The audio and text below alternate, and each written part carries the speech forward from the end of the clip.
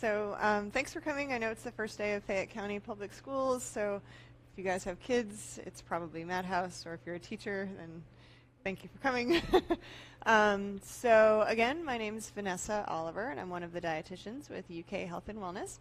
And Karen Bradley McNeese is also here tonight. She's the other dietitian with UK Health and Wellness. So know that as employees or spouses that you have a bunch of services available to you, not only through nutrition and Eat Well with UK Health and Wellness, but also through Move Well and Be Well. So if you ever have any questions about that, feel free to email me or email Karen, and we'll be happy to tell you about those services that we offer, okay? But this is number 3, 4, if you count 101, of this series, the CSA voucher demo series. So that means that we are definitely over the hump. We've got one left after this, which is crazy because that means that the CSA season is almost over. You guys are pros now, right? So how do you feel now that you're more than halfway through? And if it's not, I know not everyone it was your first time this year, but how do you guys feel about this year so far? Yeah? What's been the favorite thing since I've seen you last?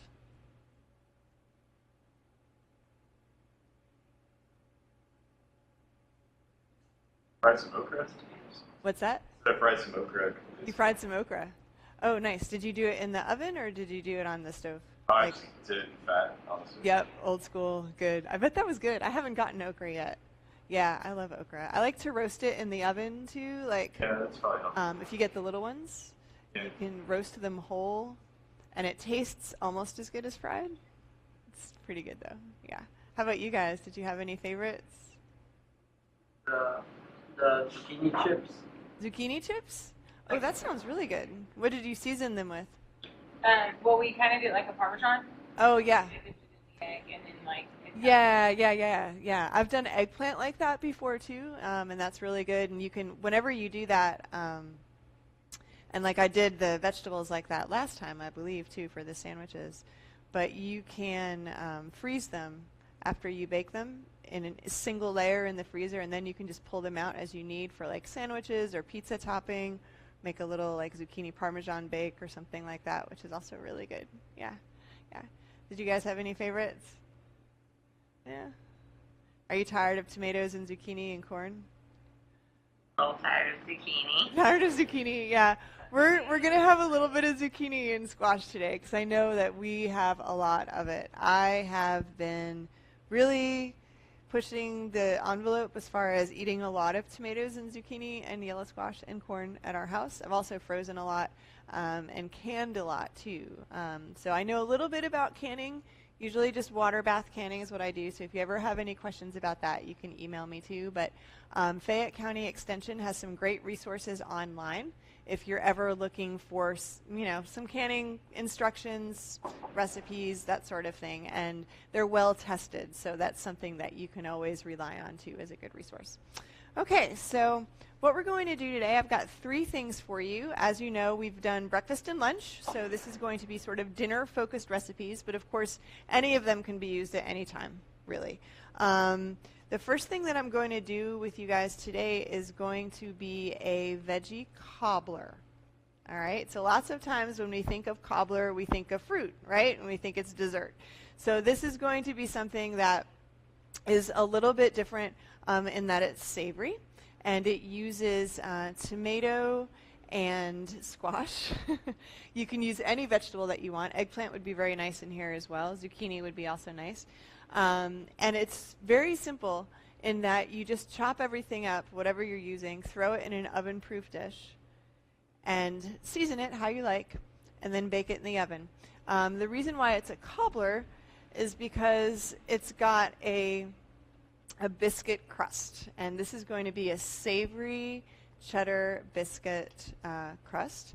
And what I've done for you today is I've tested this recipe 2 ways.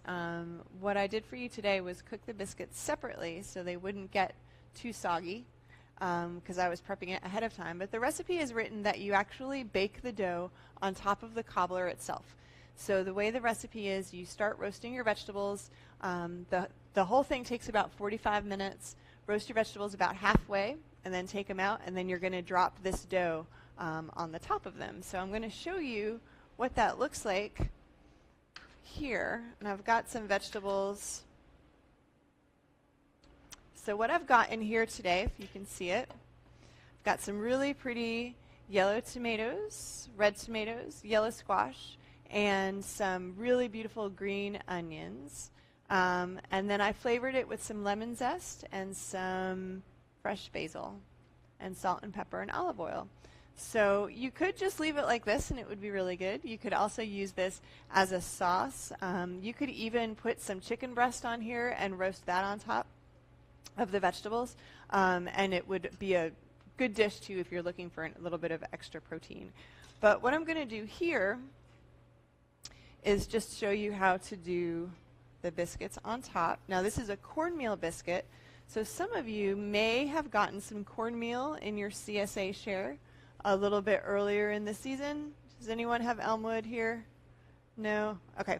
If some of the farms do mill their own corn, and if that is interesting to you, you can always pick it up at the farmer's market also. But this biscuit dough is made with Elmwood cornmeal as well, and like I said, it's got a little bit of cheese, and there's spices in here too. I used a combination of smoked paprika, marjoram, and then salt and pepper.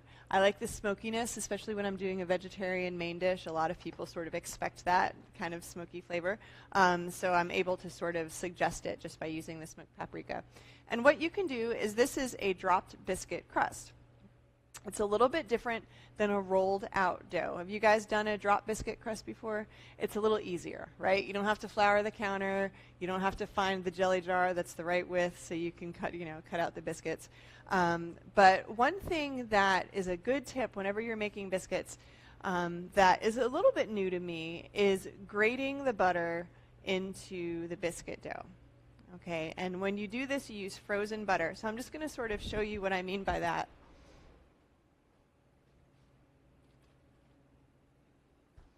So this is just regular butter that I've kept in the freezer. And to be honest, I usually keep my butter in the freezer at home anyway. It lasts a little bit longer. I don't use a whole lot of butter at home. I'm more of an olive oil person. I love butter, just I don't use it a whole lot. But this is a really good technique, especially if you're like me and you're super warm-blooded. And my hands are really warm, is what I mean by that. So whenever I'm trying to work with a dough that is butter-based, the butter tends to melt a little bit. The dough gets a little bit too soft. And when you're making biscuits or pie crust, you want to keep that butter as cold as you can, and that will ensure some nice flakiness in the dough. So all you need is a box grater. I think everyone kind of has one of these still, right? And you're going to do it on the big holes of the grater. And you're simply taking the butter and you're just running it over that. And you're going to work these butter flakes, and I'll show you what they look like here. You work that into the dry mix of the flour. And so it really helps to mix and incorporate with the flour a lot more quickly. So even if you have warm hands like I do, it's not going to melt the butter quite as fast. And then once you've got that going, you've got your dough here, and you just put little clumps on top. You can be as neat or as not neat about this as you like. And you know that if you make a traditional berry cobbler, this looks very similar.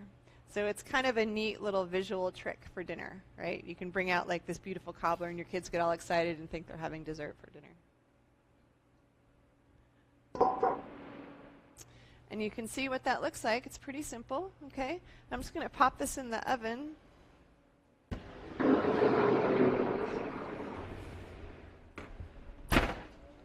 Now this oven doesn't take very long. If any of you have been in this class before, you know it's probably going to be only about 6 minutes or so. So if it gets to be about 6 or 7 minutes and it doesn't look like I'm moving toward the oven, feel free to let me know.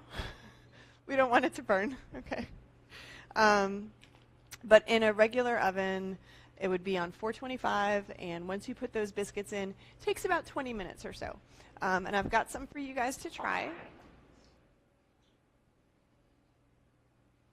I think you all have forks. Okay. And so again, I made these biscuits separately, and this is something that you could do if you wanted to make this dish ahead of time as well.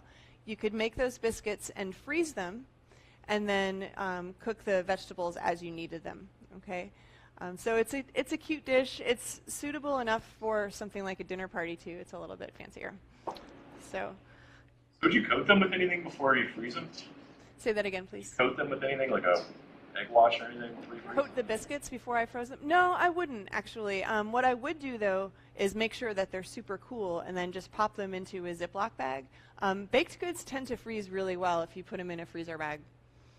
Yeah, and especially these because they are a little bit on the drier side because of the cornmeal, so they're not going to like stick together and get all goopy or anything like that. Yeah, and these are actually also made with a whole wheat pastry flour, so you get a little bit of the whole grain. I'm not going to go on and say that the biscuits are healthy because there's a stick of butter in there and some cheese, but they are made with, it's a good use for some whole wheat flour, and again, that cornmeal is going to be a whole grain as well. So. Yeah, they're yummy, right? You get a little bit of the savoriness from the spices as well. Like I said, any vegetable would be really good in this, but if you have a lot of tomatoes and zucchini, they cook down a lot in the oven, and so this is a good use for those. Okay? Okay. Now I'm going to talk some more about zucchini. So what I've got next here actually is some zucchini meatballs. Okay, so this again is another dish that would freeze really well. If you have a lot of zucchini in the house, one thing I like to do is grate it up, and it saves space that way. Okay, and once it's grated, you can use it for a lot of different things. This is going to be really good in a frittata. It'll be good, of course, for making zucchini bread or zucchini muffins. You can make zucchini pancakes, like I showed you for the breakfast class. Or you can make more traditional zucchini latkes, which would be like potato pancakes, if you've ever had those. Okay, I actually made those for dinner last night. But this is a good way to sort of get your zucchini prepped and ready to go. And sort of one of the bonuses of doing your zucchini like this is that a lot of the liquid will settle to the bottom of the bag. And for a lot of those recipe preparations, you want the zucchini to be a little bit drained of moisture, and that will help sort of with the texture of your final dish. So just by doing this, it makes it very easy to separate the zucchini from that extra water that's in there. Supermarket zucchini and farm zucchini or a farmer's market zucchini usually will vary a little bit in moisture. The stuff that you get from your share or from the farmer's market is going to have a little bit more water in it just because it's a lot fresher and it hasn't had time to dry out. Okay, so that's why it could affect the texture of that final dish. But what I've got here is just in case you don't have a chance to grate it up ahead of time, like I did. For this particular recipe, I do saute the zucchini first and cook out any of that extra water. Okay? And that's going to help ensure a really nice final product as well. So I'm just got a little bit of olive oil in this pan here. Okay, not a whole lot because you don't want it to be too greasy. And I'm going to put a little bit of garlic in there. That's about a clove of garlic or so. If I were making this just at home for my husband and I'd probably put in 2 cloves. But, you know, we don't need too much. And then once the oil starts getting hot, and you know it's hot because as soon as you put that zucchini in, it sizzles. Okay? So again, this is going to help sort of regulate the moisture that's in this zucchini. And it'll take about 6 or 7 minutes for that moisture to cook out, and you'll see it. It collects on the pan, and then it eventually evaporates. And once you have that going, you can season it with a little salt and pepper, okay? And then you use sort of traditional meatball seasonings. And what I've got in here is some panko breadcrumb. Are you all familiar with panko? Okay. So if you're not, it's a special Japanese breadcrumb. It does have a little bit of a different texture. It's a little crisper. It's actually made from like, there's a little bit of sugar in there, there's a little bit of salt, so it's got a little bit of seasoning in it, and it tends to create sort of, I don't know, I like the texture of the product a little bit better than just regular breadcrumbs. You can find them in any grocery store. It's also got some grated Romano cheese, an egg, and a little bit of Italian seasoning, and a little bit of crushed red pepper, and then salt and pepper to taste. And once you've got your zucchini sauteed off, and I already have a little bit of zucchini in here, you mix it all together, and you let it sit for about 5 or 10 minutes. And that sort of, again, helps the texture of your meatballs, helps your meatballs sort of stick together a little bit more, because you don't want them to fall apart in the oven or if you decide to cook them in sauce. And once you've got that all together, it makes a really nice sort of little meatball dough. Okay. Again, this could be done with eggplant. I've done something similar with kale. This has a little bit more texture and a little bit more toothsomeness to it. And you would make just little walnut-sized meatballs like this. Thanks. I'm going to go on and check that oven.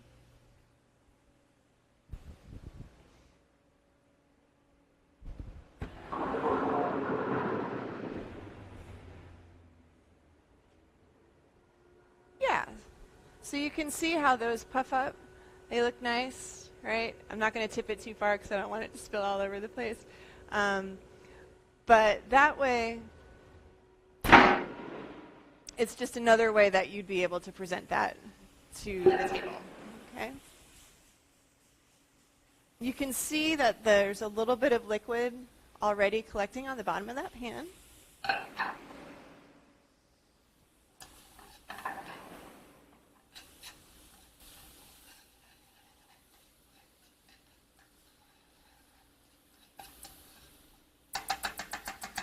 And since this zucchini has drained quite a lot, it's not going to get too much more water out of it. So I'll go on and turn that off.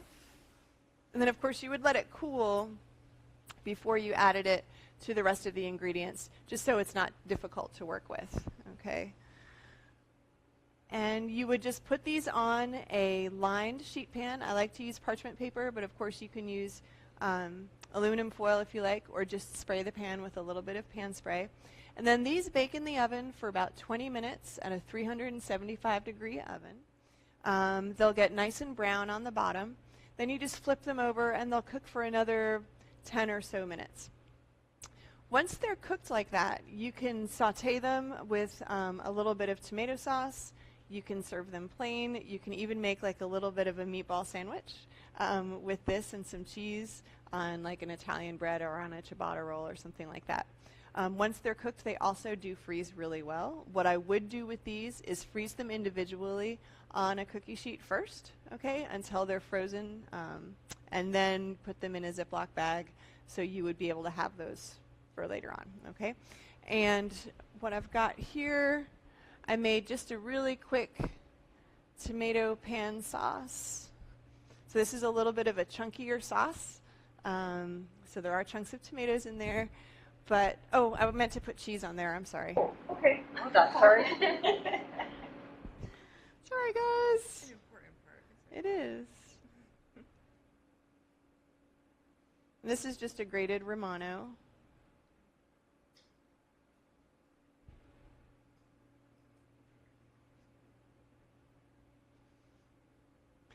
And I'll tell you, I posted these on social media.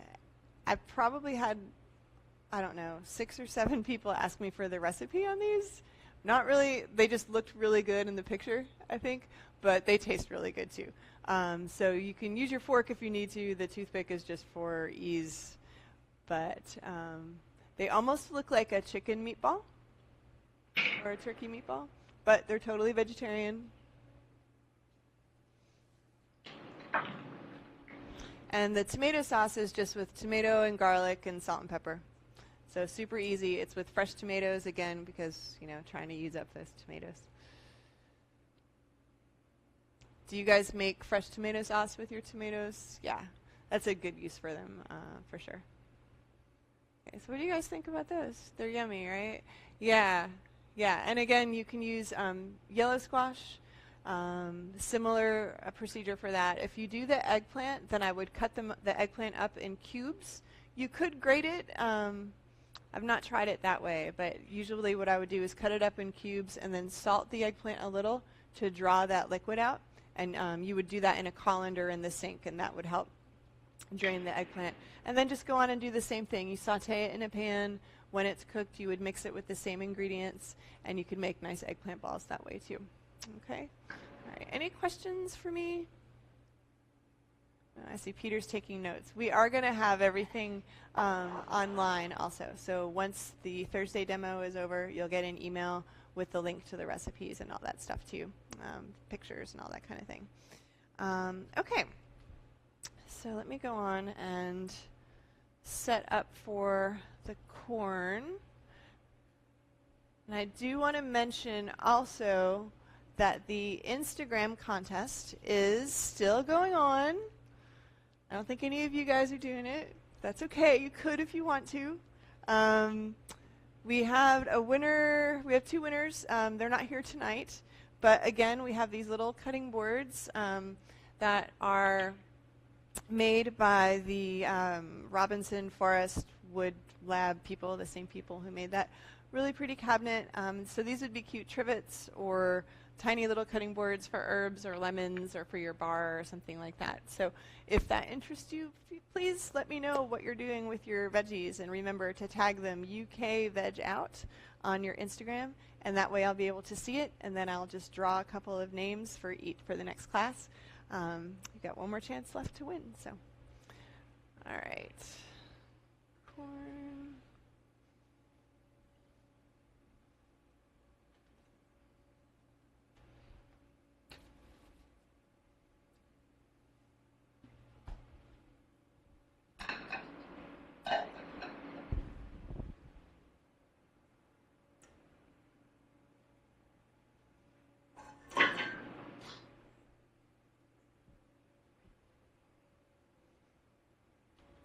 And while I'm setting up for this, did anyone have any other questions about something that's not tomato or zucchini or corn related? Any sort of weird vegetables that you weren't sure what to do with? Or What about the white wax beans? What was it? White wax beans? Yeah, they're like beans, but they're white. Like they were like the wax beans. like the wax beans, yeah. So were they real skinny or were they flat? Yeah. You can treat those like regular beans.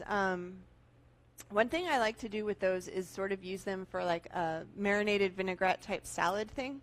You know what I mean? So you can trim the ends off. They don't have a string. So you can just really line them up on the board and cut off the end that has like the stem end. And then cut them in half if you like or not. And then just all they need is a really quick saute or a really quick dunk in boiling water because they are so thin. They don't need a lot of cook time. And then my favorite thing is probably to make like a mustard vinaigrette, maybe with a little shallot if you have it. If you don't, that's okay too. And if you remember last time where I demoed making a vinaigrette in a jar with a little Dijon mustard, you could do the same thing, use that same recipe, and then just pour it over your green beans while they're still a little bit warm, and they'll sort of absorb that vinaigrette, and that'll be nice. You could add some sliced almonds in there too. That would be good. Karen actually makes a really nice sautéed green bean recipe with almonds that her family loves, right? You serve that at Thanksgiving. And do you use green beans for that, but you use the skinny green beans? Exactly. Yeah. Yeah, so that would be something too. If you're interested in that recipe, she'd probably share it. Yeah. But what did you end up doing with them? Did you just sort of... We gave them to my sister. 'Cause You did? Yeah. But we did get green beans, and so we made it with like a meat. That's actually, yeah, that was the other thing I was going to recommend. I figure that's not quite as, I don't know, different, I guess. But one thing that I like to do is actually stew them. I usually do that with the flatter beans, though, right, like the Roma beans. But stew them in a tomato sauce, really similar to what I gave you for that zucchini meatball. And then but that's a much longer cooking time, usually about 40-45 minutes at least. Yeah, but that's really good too, with a lot of olive oil and then some lemon on the top when you're done. Yeah. So, okay, but yeah, they look a little bit different, but they pretty much, it's the same thing. Any other questions about that or anything else? Okay, so the last, let me grab my recipe. So this is going to be a chili pineapple corn. So it's different flavors totally than what you just got finished eating, okay? And this is more of a side dish. But what I'm going to do, I kind of made this one up on the fly for dinner a couple weeks ago because, so my husband and I, who he has been here in this class before, neither of us are really big corn on the cob people. We like corn off the cob, which I know is kind of sacrilege, especially down here, but it's just kind of how we are, so just don't tell anyone. It's being recorded, right? So I usually try to cut corn off the cob for dinner for us. And this one was just a really sort of quick idea that I came up with just using ingredients that I had, so it's pretty simple. What I'm doing is sauteing some green onion tops. All right, you could also use regular onion as well, and if you did, then I would do a small dice, try to do it about the same size as your corn. And then what I did was I cut some fresh corn off the cob. Okay, does anyone have trouble doing that? Do you know what I mean? You're all good with cutting? First or what? No. Yeah, so it's just raw corn, so just like this, right? And then I just either hold it up or hold, depending on like the corn ear, and then just cut it right off the cob. Now, if you are of a mind to, you can save the cobs, and again, stick them in the freezer. You can imagine what my freezer looks like, right? But go on and stick them in the freezer in a Ziploc bag, and you can make a really nice vegetable stock using corn cobs because they still contain a lot of natural starch in that cob, and it can, once you make the broth with it, the broth has just a little bit of a thickening quality, and it's really nice for like a corn chowder or like a clam chowder or something like that. Even if you don't use any dairy, it'll still have just a little tiny bit of starchiness and a little bit of thickness because of that natural cornstarch. So don't toss the cobs. So just let that onion start to soften a little bit. And again, like I said, this is going to be a side dish, but chili powder. I'm using a little bit of chili powder in this. This is just regular chili powder. If you have a particular chili that's dehydrated that you like to use, that would be good in here.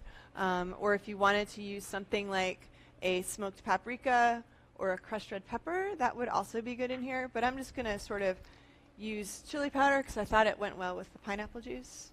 So I'm really just doing a pinch. And I'm adding that to the oil first because that allows the spices to kind of bloom. It releases the oils that are naturally present in ground spices, and you get a little bit of flavor with that. The careful thing, though, you don't want it to burn.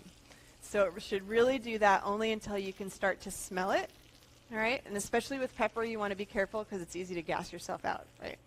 So now I'm just going to add the corn.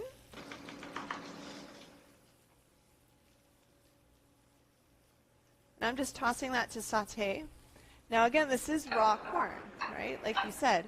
So I do want to give it a little bit of liquid so it can kind of steam a little bit in the pan, and also to help get any bits off of the bottom of the pan. So I'm adding a little bit of pineapple juice.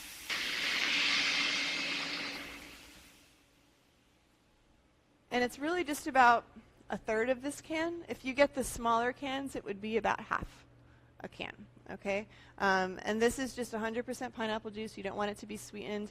You can keep it to drink later, which is probably what I'm going to do. If you're not a fan of pineapple juice, orange juice would also be good in this recipe. But I like the pineapple because it's a little bit different. And then I'm just going to let that simmer until the liquid is absorbed. So you're kind of doing a little bit of a simmer with the corn, right? But it's still going to be quite crisp and not soggy or anything like that. I'm going to add a little salt and pepper to taste.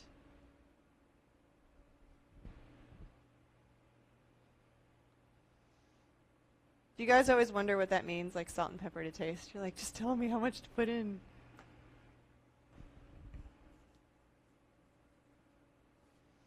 This is a tip I like to do too. If I'm pouring salt from a larger container, I don't pour it into the pan.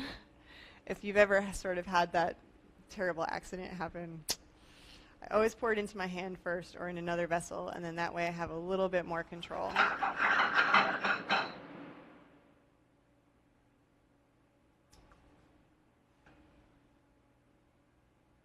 And if you are faced with a whole lot of corn at home too, remember you can cut it off the cob to store it that way, either in the refrigerator or in the freezer. There are ways that you can can corn as well. If you just can it plain, then you are going to need to use a pressure canner in order to create that safe environment for canning. But of course you can do something like a pickled corn or a corn relish, and that will help preserve the harvest, and you won't have to have a pressure canner to do it. So does anyone do any canning? Do you do some? What have you done so far? Well, really, my husband does it. Oh, excellent. So it happens in my house. That's what I mean. Perfect. So he's done some tomatoes. We've done green tomato relish. Oh, nice. Before, which was really good. Yeah. But we just didn't get any green tomatoes this year. I've been like on the lookout, but it seems like might get some later in the season. I'm thinking. So sometimes we've gotten tons and been able to do like a whole big batch and then later. Yeah. Which is really nice. And then we just do a lot of like jams.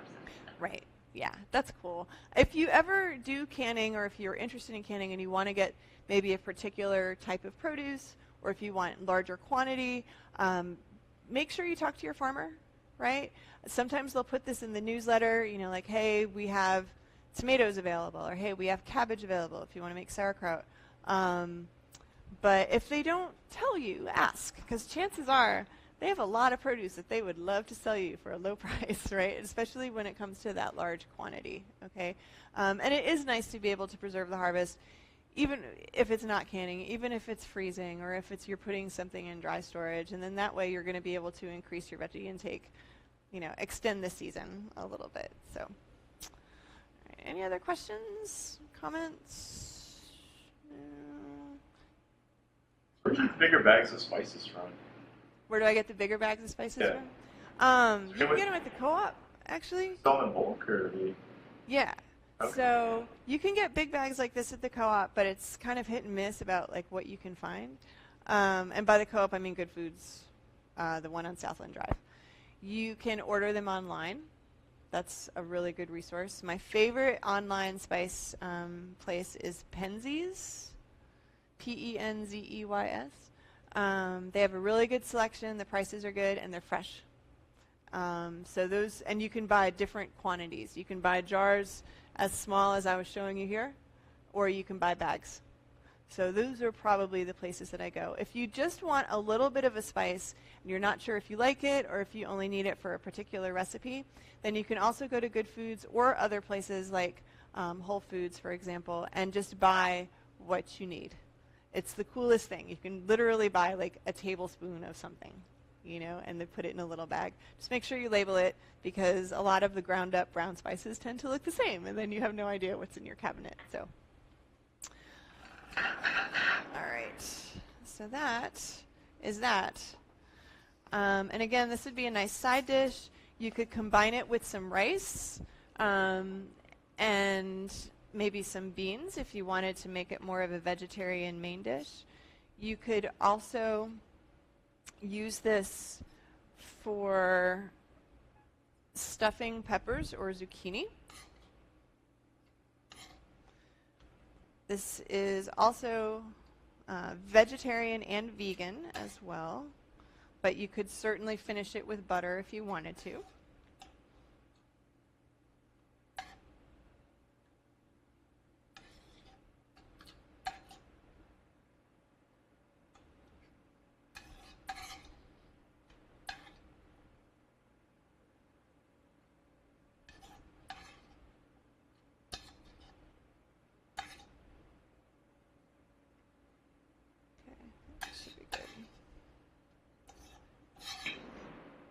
Karen will pass these out for you.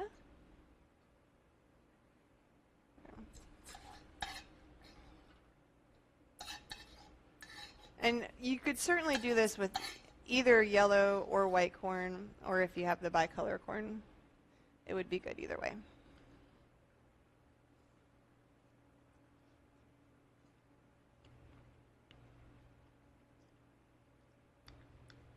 So the corn is still a little bit crisp.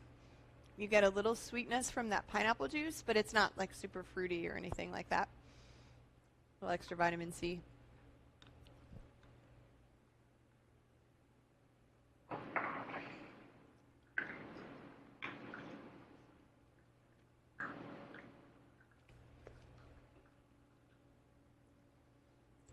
That's it. Yeah. Oh, we're almost just right on time there.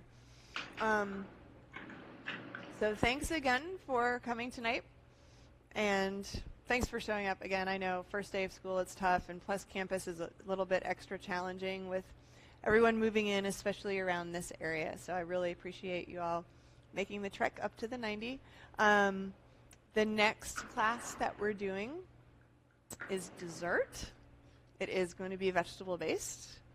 So stay tuned for that. Yeah, hopefully I'll be able to surprise you guys a little bit with what I've got planned. So any final questions or anything for me? No? All right. Well, thanks again for coming, you guys. I hope to see you next time. And we do have some extra food, so if you're